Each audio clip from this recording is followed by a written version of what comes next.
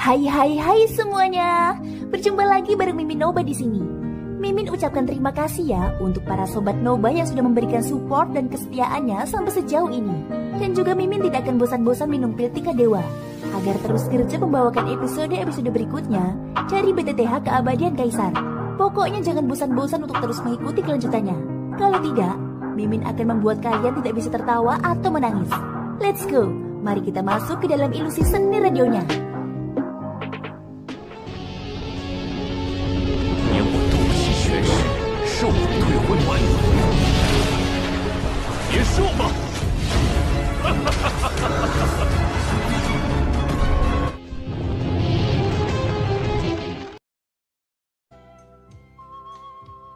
Xiaoyan mengepalkan tangannya, dan penguasa Suan hitam besar segera mendarat di tangannya. Ujung penggaris itu mendarat di tanah, dan tubuh Xiaoyan tiba-tiba berputar. Dia benar-benar menggambar lingkaran besar dengan radius kurang dari 10 kaki di tanah. Terlalu membuang waktu untuk mengalahkan kalian semua satu persatu. Lingkaran ini sudah cukup. Selama aku meninggalkan lingkaran ini, itu akan dianggap kekalahanku. Perkataan Xiaoyan sontak saja langsung mengejutkan semua orang yang hadir. Ucapannya ini sungguh meremehkan para murid lembah api terbakar. Meskipun orang-orang yang berdiri di depannya saat ini bukanlah murid dengan kultivasi yang sangat kuat, pada dasarnya mereka semua adalah ahli di tahap transformasi asal dan di atasnya. Hanya dengan dirinya sendiri, terlepas dari seberapa hebat kekuatan bertarungnya, mustahil baginya untuk berdiri di lingkaran ini dan bertarung dengan sekelompok beberapa ratus orang ini dari awal hingga akhir. Bukankah bocah ini terlalu sombong untuk mengatakan hal seperti itu di depan umum? Aku ingin melihat bagaimana dia akan menghadapi ini jika dia kalah. Hahaha. Dia hanya anak nakal. Ada baiknya dia sedikit menderita dan mendapatkan pengalaman. Untungnya ini adalah wilayah lembah api terbakar. Apapun yang terjadi, tidak akan ada yang mati. Ini bisa dianggap sebagai pelajaran baginya saat dia menjelajahi benua di masa mendatang. Orang-orang yang menonton pertunjukan itu tentu saja tersenyum mengejek ketika mendengar kata-kata Xiaoyan. Saat mereka tertawa dan mengobrol satu sama lain, mereka sama sekali tidak menganggap serius kesombongan Xiaoyan. Di sisi lain, beberapa lelaki tua dan Qin Yan yang berada di pavilion yang jauh tidak dapat menahan diri untuk tidak memperlihatkan senyum terkejut. Hei, Xiaoyan ini agak sombong. Qin Yan, dia sama sekali tidak kalah denganmu. Qin Yan menganggukkan kepalanya dengan hormat saat mendengar perkataan lelaki tua di depannya. Pada saat yang sama, dia memberitahu lelaki tua itu tentang penilaiannya setelah mengamatinya selama beberapa hari terakhir. Murid ini mengerti. Meskipun Xiaoyan sombong, dia memiliki kualifikasi untuk menjadi sombong. Di antara semua murid dan penantang di majelis besar ini, dia akan menjadi lawan terbesarku, ucap Qin Yan. Ya, dia akan menjadi lawan yang sangat menantang bagimu di masa depan. Namun ini juga bagus. Ini pasti akan bermanfaat bagi masa depanmu, ucap lelaki tua sambil menganggukkan kepalanya pelan. Ia mengangkat pandangannya dan menatap Xiaoyan melalui celah-celah di antara pavilion yang tak terhitung jumlahnya. Api surgawi, Master Lembah, anak ini mungkin akan menjadi bantuan terbesar bagi lembah api terbakar kita. Di tempat Xiaoyan saat ini, wajah para penantang itu menjadi gelap ketika mereka mendengar kata-kata Xiaoyan. Dia benar-benar berani menghadapi mereka dengan sikap sombong seperti itu. Bocah, beraninya kamu mengucapkan kata-kata sombong seperti itu. Lihat saja bagaimana aku akan menghajarmu hari ini. Ketika suara marah terdengar, sesosok manusia segera melesat keluar dari depan kerumunan. Api yang keluar segera menempel di permukaan tubuhnya. Kedua tangannya terkepal erat. Dalam sekejap mata, sosok manusia itu telah tiba di depan Xiaoyan. Dia mengayunkan tinjunya dan dengan keras menghantamkannya ke kepala Xiaoyan. Origin Qin-nya tidak cukup padat, auranya dangkal dan sirkulasinya lambat. Kecepatannya juga terlalu lambat. Ini tidak akan berhasil. Dalam menghadapi serangan tajam dari murid lembah api terbakar ini, Xiaoyan hanya menggelengkan kepalanya dengan tidak tergesa-gesa. Dia memberikan evaluasi samar. Baru kemudian dia perlahan mengangkat tangannya. Jejak telapak tangan putih itu tampaknya telah mendarat dengan santai di dada sosok manusia di depannya. Setelah itu, telapak tangannya bergetar lembut dan kekuatan yang sangat tebal segera meletus. Sosok manusia yang sedang menyerbu ke depan segera berhenti di udara. Detik berikutnya, sebuah ledakan terdengar dan tubuh manusia itu terlempar tak terkendali. Brengsek, lagi. Sosok itu berdiri dan meraung dengan enggan. Tubuhnya hendak melangkah maju ketika Xiaoyan perlahan mengangkat jarinya, melambaikannya dengan lembut dan berkata, "Tidak, kamu sudah meninggalkan lingkaran. Berikutnya," ucap Xiaoyan. Setelah mendengar kata-kata ini, murid itu kembali sadar dan melihat ke kakinya. Saat ini dia berada beberapa kaki dari lingkaran yang telah digambar Xiaoyan. Menurut aturan yang disebutkan Xiaoyan sebelumnya, dia telah kehilangan kualifikasi untuk terus menantang. "Brengsek, aku tidak peduli aturan buruk apa yang kau punya. Mati. Bingung dan jengkel, murid itu tidak lagi peduli dengan apapun. Sosoknya kembali maju berniat untuk melanjutkan. Namun sebelum ia dapat mendekati tubuh Xiaoyan, aura yang sangat kuat dan mendominasi tiba-tiba meletus dari tubuh Xiaoyan. Itu berubah menjadi kekuatan tak terlihat yang dengan kuat mengguncang tubuh sosok itu hingga berhenti. Kamu sudah kalah. Berikutnya, tatapan tajam Xiaoyan melirik murid di hadapannya dengan santai. Tak lama kemudian ia berteriak ke arah murid-murid yang tersisa di belakangnya. Kerumunan itu langsung bergerak. Beberapa saat kemudian seseorang berdiri lagi. Tubuhnya tersentak saat Origin Ki langsung menyembur keluar dari tubuhnya. Setelah melakukan semua persiapan yang diperlukan, api merah di tangannya segera memadat menjadi sepasang sarung tangan yang melilit tangannya. Kemudian dia dengan ganas menghantamkan tinjunya seperti hujan meteor. Tidak buruk, kekuatanmu cukup, tapi kecepatanmu terlalu lambat. Menghadapi serangan murid di depannya, kaki Xiaoyan menyentuh tanah. Tubuhnya berputar ke segala arah, dan dia benar-benar mengandalkan teknik yang sangat aneh untuk menghindari semua jejak tinju yang terbang ke arahnya. Akhirnya, di bawah tatapan terkejut murid ini, telapak tangan Xiaoyan sekali lagi membekas di dadanya. Dengan dorongan lembut, sosok manusia itu segera mundur beberapa langkah. Meskipun dia tidak terluka, dia sudah berdiri di luar lingkaran. Aku kalah. Meskipun agak enggan, murid itu tetap menangkupkan kedua tangannya ke arah Xiaoyan sebelum mundur. Berikutnya, begitu Xiaoyan selesai berbicara, sosok lain langsung menyerbu. Namaku Meng Hong, aku datang untuk menantangmu. Kecepatan Meng Hong membuat penonton di sekitarnya berseru. Bahkan kecepatan serangannya jauh lebih cepat daripada dua orang sebelumnya. Yang terpenting, kultivasi orang ini telah mencapai alam pengembalan asal tahap awal, menjadikannya lawan yang setingkat dengan Xiaoyan. Palu bintang api, air terjun astral. Orang bernama Meng Hong langsung menggunakan dua skill terbaiknya saat menyerang. Dari apa yang terlihat, dia juga telah melihat seberapa kuat kemampuan bertarung individu Xiaoyan. Sulit baginya untuk mengandalkan serangan sederhana untuk mengalahkan Xiaoyan. Oleh karena itu dia memutuskan untuk menggunakan teknik bertarungnya dengan maksud untuk menentukan pemenang dengan satu serangan. Meskipun demikian, Xiaoyan tetap bersikap acuh tak acuh. Wajahnya tenang saat ia berdiri di tempat yang sama. Kedua tangannya diletakkan di belakangnya. Auranya sepenuhnya ditarik ke dalam tubuhnya. Dengan demikian, cahaya keemasan samar-samar perlahan-lahan menutupi seluruh tubuhnya. Dari kelihatannya, Xiaoyan sebenarnya berencana untuk menerima serangan ini dengan paksa. Orang ini, apakah dia sudah gila? Sekalipun dia yakin dengan kekuatan bertarungnya yang luar biasa, mustahil baginya untuk mengabaikan skill Do yang digunakan oleh lawan yang levelnya setara dengannya. Xiaoyan, apa sebenarnya yang sedang dia rencanakan? Tidak hanya para penonton di sekitarnya, bahkan beberapa tetua di kejauhan dan Qin Yan yang menyaksikan adegan ini juga mengungkapkan ekspresi terkejut di wajah mereka. Apa yang sebenarnya direncanakan Xiaoyan? Jangan bilang kalau dia benar-benar berencana untuk menerima serangan ini dari Meng Hong. Meskipun kultivasi dan kekuatan bertarung Meng Hong tidak dapat dianggap sebagai yang terbaik di lembah kita, ia masih memiliki kekuatan bertarung yang sangat kuat. Kali ini, ia tampaknya menjadi salah satu orang yang dipilih Qin Yan. Xiaoyan ini benar-benar berani menerima serangan darinya secara terbuka. Entah apakah dia sudah memiliki kartu truf, atau apakah dia sengaja bersikap sombong. Dia tidak dapat terus berpura-pura. Di pavilion, beberapa tetua dari lembah api terbakar sedang mendiskusikan situasi terkini di pihak Xiaoyan. Mereka benar-benar tidak percaya bahwa Xiaoyan berani menunjukkan sikap sombong seperti itu saat menghadapi lawan setingkatnya. Bukankah ini jelas-jelas mencari kematian? Qin Yan, bagaimana menurutmu? Tetua yang berdiri di depan Qin Yan tidak mengungkapkan pendapatnya dalam hal ini. Sebaliknya, ia menyerahkan pertanyaan ini kepada Qin Yan di sampingnya. Ia ingin mengetahui pendapat Qin Yan tentang Xiaoyan. Dari apa yang dilihat murid ini, Xiaoyan seharusnya cukup percaya diri. Lapisan cahaya keemasan yang menggumpal di permukaan tubuhnya seharusnya merupakan semacam keterampilan bertarung yang langka. Dia berencana menggunakan ini untuk memblokir serangan dari Meng Hong. Kupikir seharusnya tidak ada masalah besar. Tatapan Qin Yan mengamati tubuh Xiaoyan dengan seksama selama beberapa saat sebelum menyuarakan jawabannya. Ketika kata-kata ini diucapkan, beberapa tetua lembah api terbakar di belakangnya saling memandang secara berurutan. Setelah dengan seksama memeriksa keadaan Xiaoyan saat ini, mereka tampaknya telah menyadari sesuatu. Pada saat yang sama, palu bintang api Meng Hong benar-benar turun di bawah tatapan mata banyak orang. Palu itu menghantam kepala Xiaoyan dengan ganas. Aura yang mengerikan menyebabkan ruang tak kasat mata itu terdistorsi dengan hebat. Namun pada saat inilah lapisan cahaya keemasan samar di permukaan tubuh Xiaoyan tiba-tiba memancarkan cahaya yang menyilaukan. Raksasa emas muncul di atas kepala Xiaoyan saat cahaya berkumpul. Ia mengangkat kepalanya dan membusungkan dadanya, sepenuhnya menghalangi serangan Meng Hong. Baru setelah semua energi di palu bintang api benar-benar habis, sosok emas raksasa di atas kepala Xiaoyan perlahan-lahan menghilang. Ketika seseorang melihat Xiaoyan lagi, Yang terakhir masih dalam sikap tenangnya seperti sebelumnya. Tubuh Xiaoyan telah muncul di hadapan Meng Hong dengan cara seperti hantu. Ia tersenyum tipis dan sekali lagi mendorong Meng Hong dengan telapak tangannya.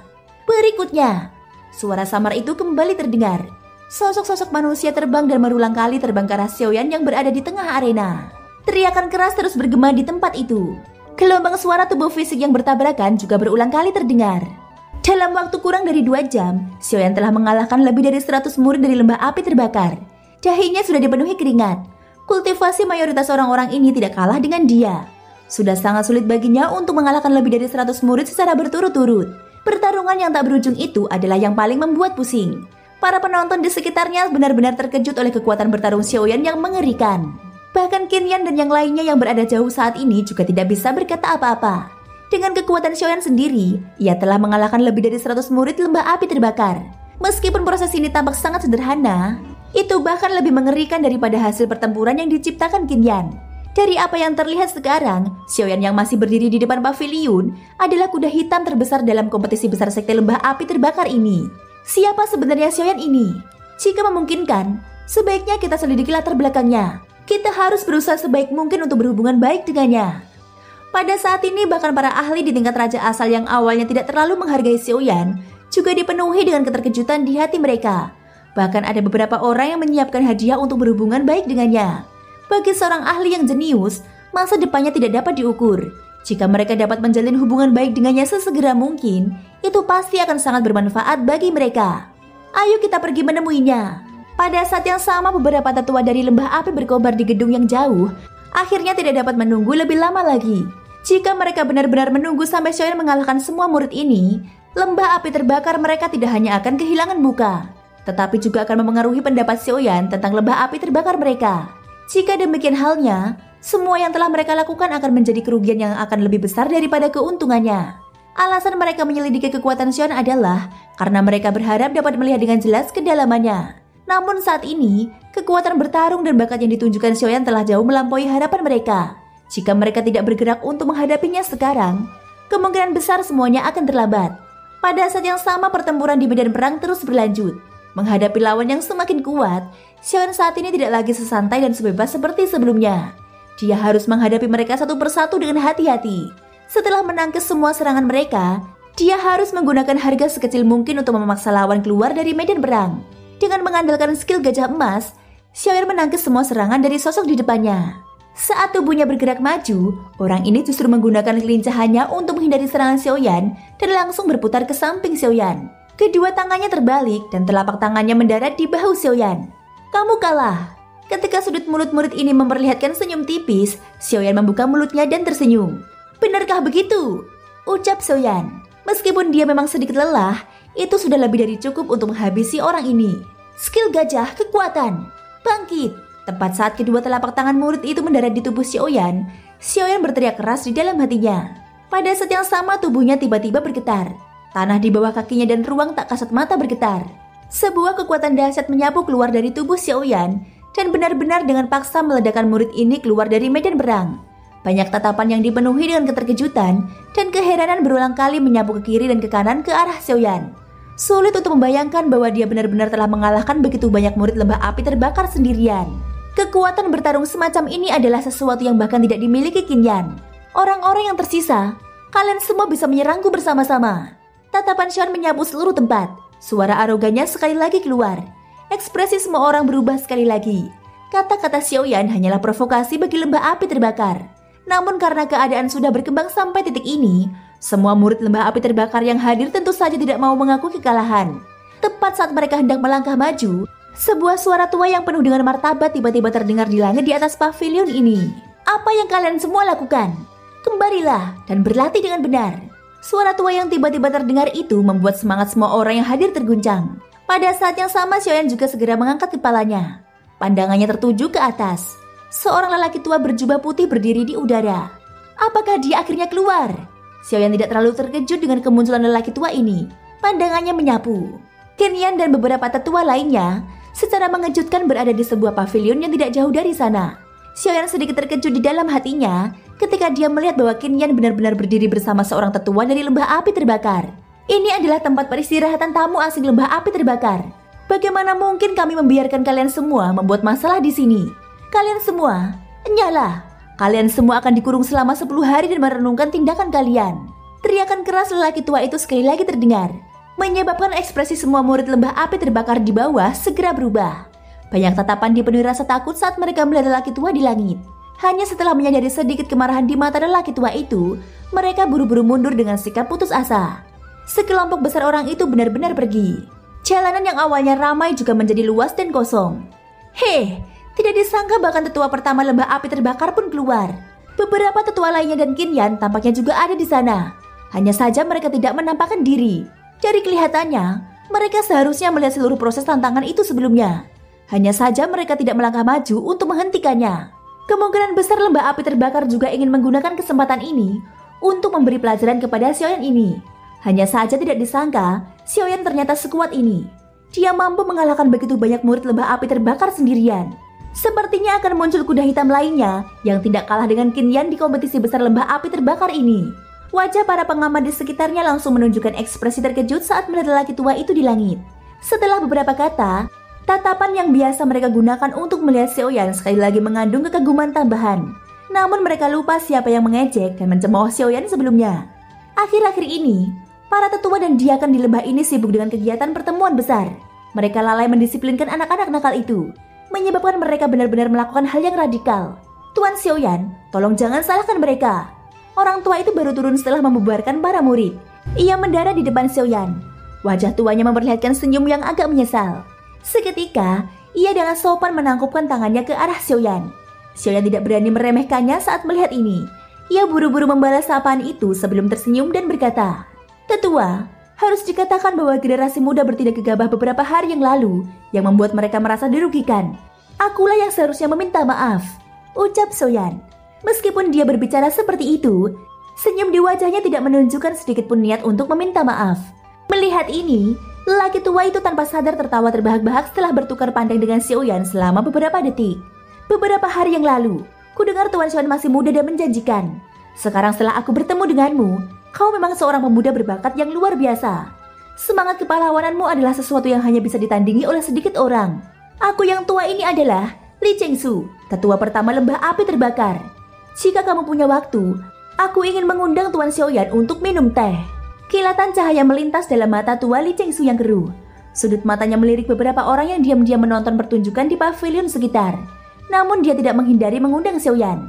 Mendengar kata-kata ini, ekspresi Xiaoyan tidak bisa tidak sedikit terkejut.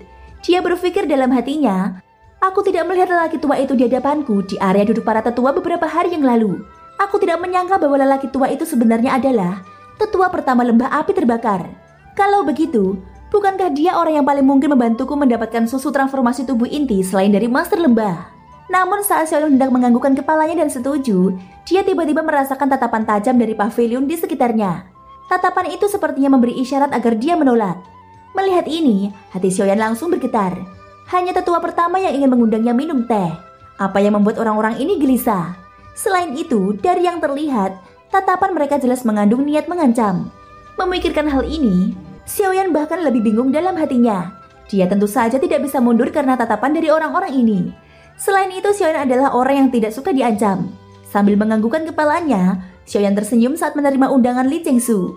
Pada saat yang sama, emosi di hatinya berangsur-angsur menjadi membara. Dari penampilannya, dia tampaknya sangat dekat dengan susu transformasi tubuh inti. Melihat Xiaoyan di depannya benar-benar menerima undangannya dengan mudah, Li Chengsu yang berada di depannya malah sedikit terkejut. Dia sangat jelas tentang apa yang akan dihadapi Xiaoyan saat mengucapkan kata-kata itu. Dia tidak menyangka bahwa Xiaoyan benar-benar akan mengabaikan tatapan mata serigala dari orang-orang itu. Mungkinkah dia benar-benar tidak takut pada orang-orang ini? Atau apakah dia memiliki kepercayaan diri untuk berhasil lolos dari tangan mereka? Namun hal-hal ini tidak lagi penting. Karena Xiaoyan telah menyetujui undangan tersebut, sebagai pemerakarsa, Li Chengsu tentu saja harus melakukannya.